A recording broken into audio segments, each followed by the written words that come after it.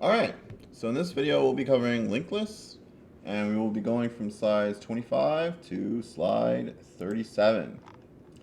So now that we know how pointers and records work, we're actually going to look at a new data structure which allows us to dynamically create lists. So when we think about regular arrays, they're pretty useful in storing data, but they have a fixed size in the sense that if you look back here, back to the arrays chapter, you can see that it has a fixed size.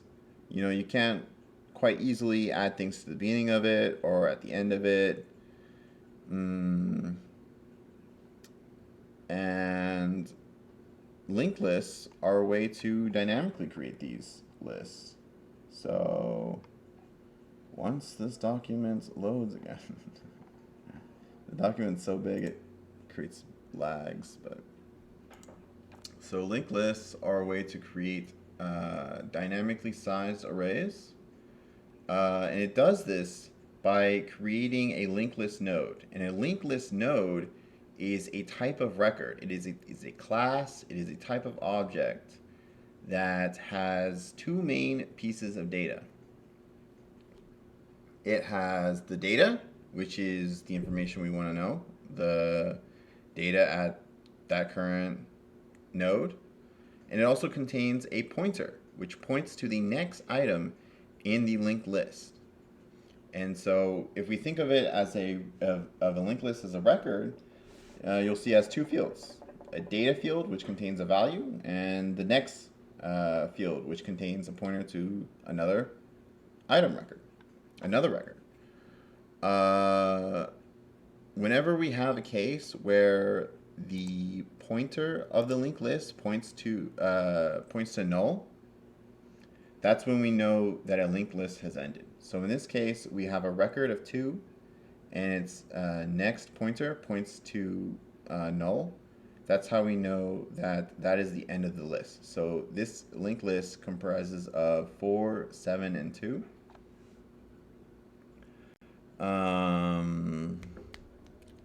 Neck item.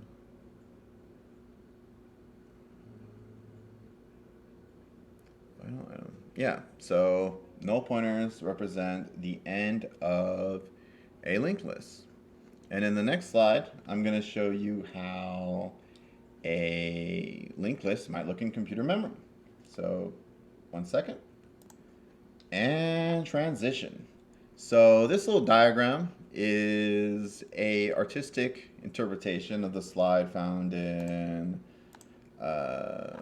slide 27. So this diagram is just this spread out, but I want to illustrate a point about computer memory.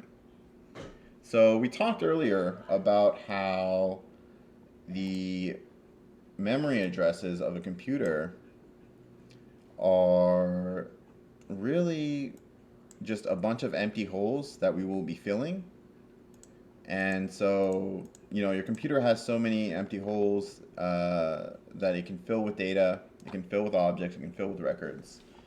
And so typically when you have the case of an array, so if we like compile this program, when you have an array, the data is usually stored sequentially. So you'll have, you know, this is the array at the 0th position. This is the array at the all right. This would be the array at the one position because the book deals with one indexed arrays. So this would be the array at the 1 position, 2, 3, 4, 5, 6, 7, 8. And these are all stored sequentially. So meaning they're stored in order, and you can know when the start of the array is and when the end of it is. But linked lists actually allow us to do something creative. It allows us to fill our computer memory with data, with values, non-sequentially. So we can just start putting data in any of these little nodes. So we can say like, you know, it'd be like we'd be just tapping around and just filling these zeros with data as we see fit. And then we can make a map which ties all these data points together. So it would be like jumping from this node, from this to this to this to this to this. And this diagram kind of shows that. So let's look back at the slides. So yeah, the linked list. So this is an example of a linked list. And as you can see, we got a bunch of nodes. So these would, the number in the little box is going to be the memory address. The data is going to be the value at the linked list node, and the value in the next part is going to be a pointer that is going to be pointing to the memory address of the next linked list node. And so we can think of this, when we map this to computer memory, we can kind of see how linked list nodes can allow us to create dynamically sized arrays, because we can take advantage of the fact that we can put these linked list nodes, we can put elements of this array in memory non-sequentially. So we don't have to put the list in an order that's sequential, that's in an order. So we don't have to put A here, B here, C here, D here, and E here. We can put these linked list nodes wherever we want, wherever there's a free spot. And so if we look at the start of the linked list, we have a pointer to 6521.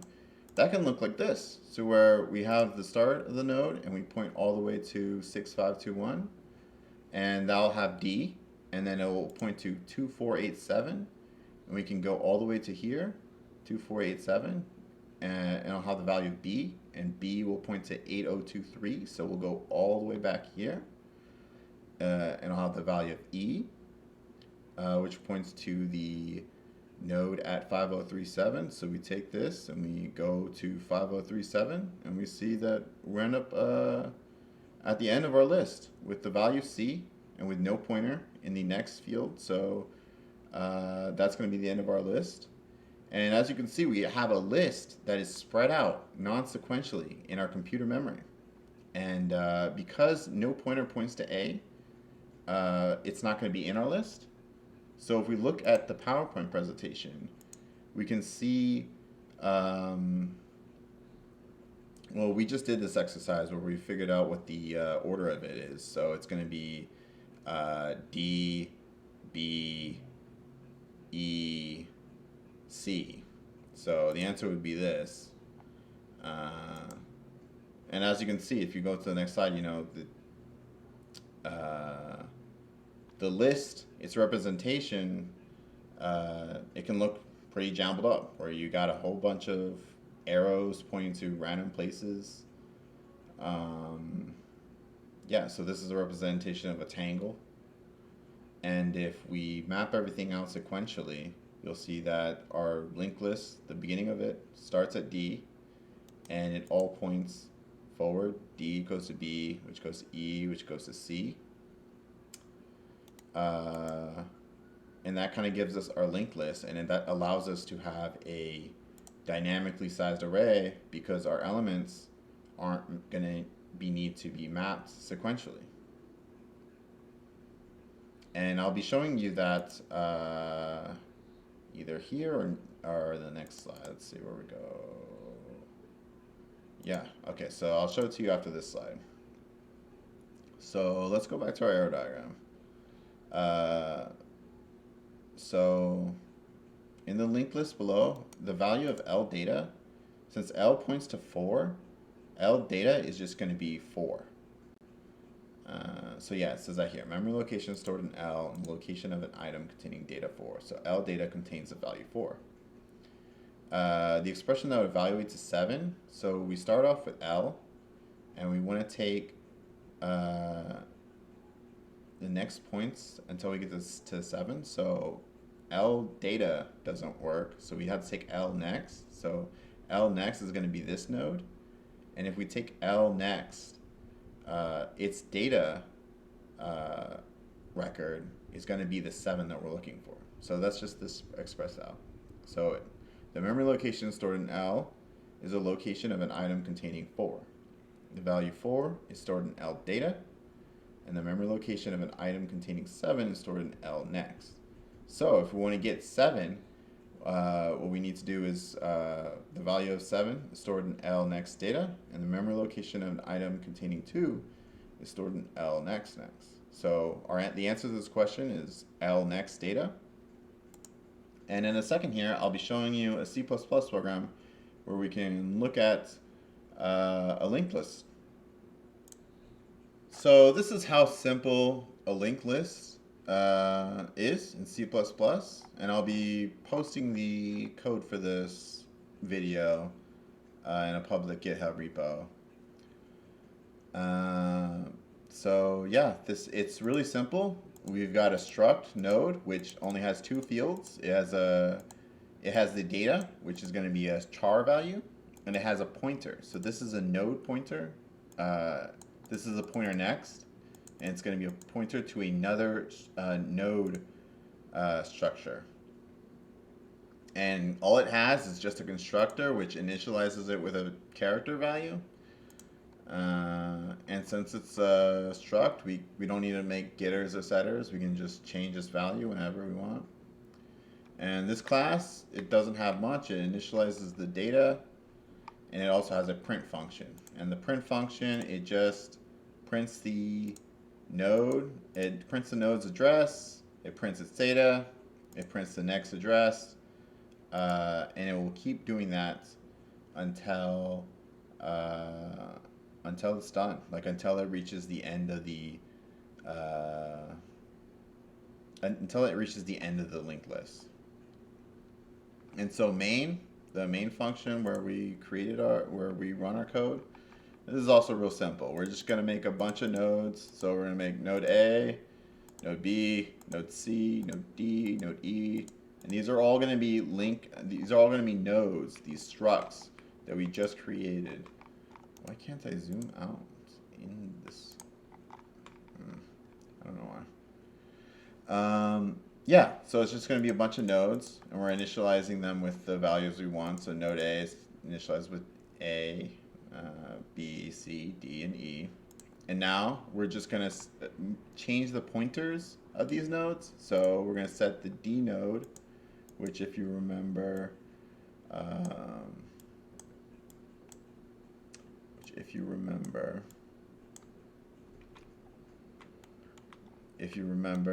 it points to the B node, so that's clearly shown here. This ampersand just means the address of B. So it grabs the memory address of B and sets it as the pointer, as D's next pointer. So if we imagine D, when it's initialized, it just looks like this. We'll delete it and we'll just undo it. So when we initialize it, D is just an empty a node with no next pointer. But right here, what we're doing is we're grabbing the next pointer and we're setting it equal to the address of the B node that we just created. So it's grabbing this node's address, which is right here, this 2487. It's grabbing this address. Obviously, the numbers aren't going to match, but it's grabbing the address of node B, and it's making a pointer from D to B. So we're putting in the number 2487, which is the address of B, and we're looping that onto the B, and that's how we're doing it. So now we're assigning D points to B, and we'll be doing that with the other ones as well. So B, the next pointer for B, B points to E, so we're doing the same process again. We're grabbing the address of E, and again, you can grab the address of any object, any struct that we make, well, most structs in C++ by just doing the ampersand, and then bam, the ampersand of the value of the struct, and it gives you the address. So we're assigning E to the C to the E's pointer to C's address, and C and A don't point to anything. And now we're going to make the start of the linked list. So the start of the linked list is going to just point to D. And then we just call the print function. So linked list starting from D. And this is just going to iterate. It's going to create an iterator that loops through the entire linked list and prints the details of it. And how this works is that it's pretty much just going to have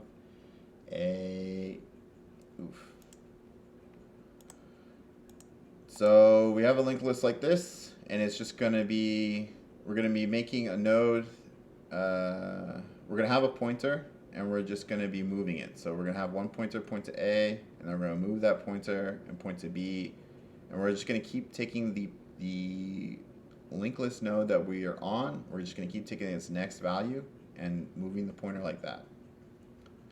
So maybe I can show it here. I'll show that later. I'll show that when we actually get to the looping functions of the insertions. So not here, but just know that this does print out the information. So let's run the program. Let's build it. So obviously this is our compilation command. We're just using G++, linked list, outputting it to list. And then we call it by running ./ls, list. And we run ls, which shows us the files we have in our directory. We can also just call it with list. And so here we have a printing function, a linked list starting from D, and it's got the memory address of D. This is the node address of D as the data of D, and its next pointer is going to be pointing to this memory address. And this memory address is going to be the memory address of B. And so we go to the next node in our linked list. We got 07cc. We have this address. It's the data it corresponds to is B. It has a next pointer which has an address which points to here. And that points to here. Its data is E. And it has a it has a pointer that points to here. The next node is going to be C, and so its address is here.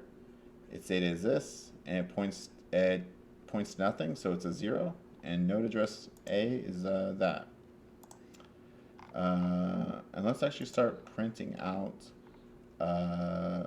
some of the addresses of the A. So let's print out, for example. I made a print function, an inner print function. So we can actually just call print node details of any of these nodes. So let's try playing around with our code and seeing what happens. Printing the details of some of our nodes. Let's just play around with this and try to understand what our code is doing.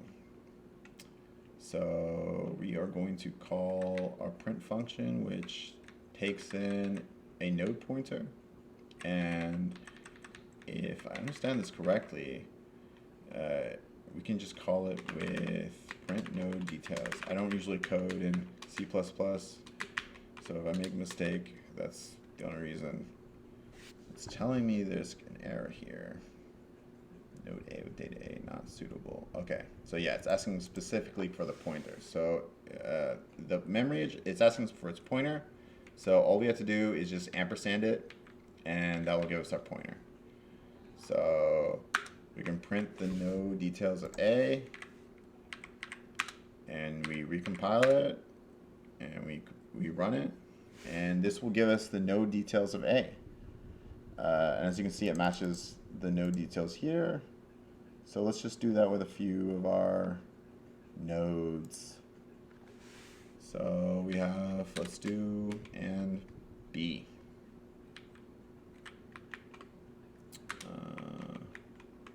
That's not what I want to do. Let's do B, and then let's do D. And then let's say, and let's split this up with the rest of our program. Continue the rest of our program.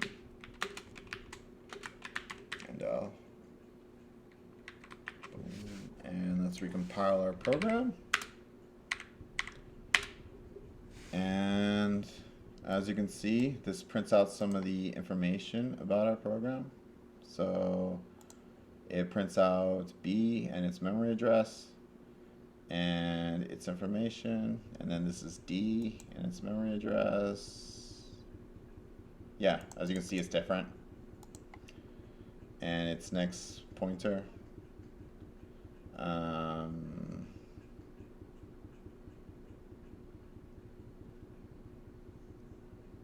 Yeah, let me see if we can. Yeah, I think that's it. That's all I wanted to show you. This was a previous version of the code where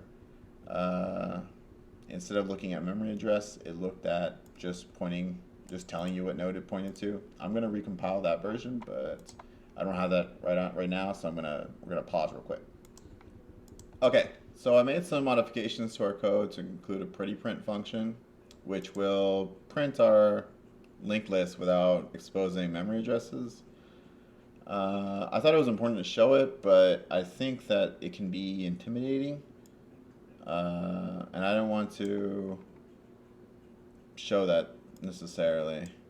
So I made a pretty print function, and then this is added to our normal print function. So we have a print node details, which prints the memory addresses, and then we have a print node sequence, which will print the entire linked list, and a pretty print. And then we just play around with some of the pretty print functions and some of the print functions. So not too much has changed. So let's compile this new version, and let's run it. And as you can see, we have some details about some of our nodes. So this is a more detailed version of B with the memory addresses and D. And the pretty version of node B is that it's got the node B, and I got a pointer to D. I'm starting to lose my voice. I don't know why. It's got no, I don't think so. Pretty version of node D, which is just the node D. And if we have a simple print function which shows the linked list sequence, so it's D to B to E to C. And I believe that shows the gist of the linked list. So I'll be going on to the next slides. So let's look at the case about aliasing. So this is what the namings of the nodes look like. So let's look at two different linked lists. We got L1 and L2. L1 points to A and L2 points to C. And so we can see that L2's data is going to be C. And if we actually look at L1, if we take the next, which will be, in this case, L1 points to A, its next is going to be this node. And if we take the next of that, we'll get to this node. And so L1 next data, actually it refers to the same thing as L2. So L2 data and L1 next data both refer to node C.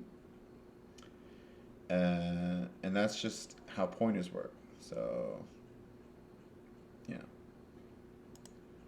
So if we wanted to create a linked list, we would do this by just creating L, which will point to a new linked list node. So this will be an item, and we're going to initialize it with 2.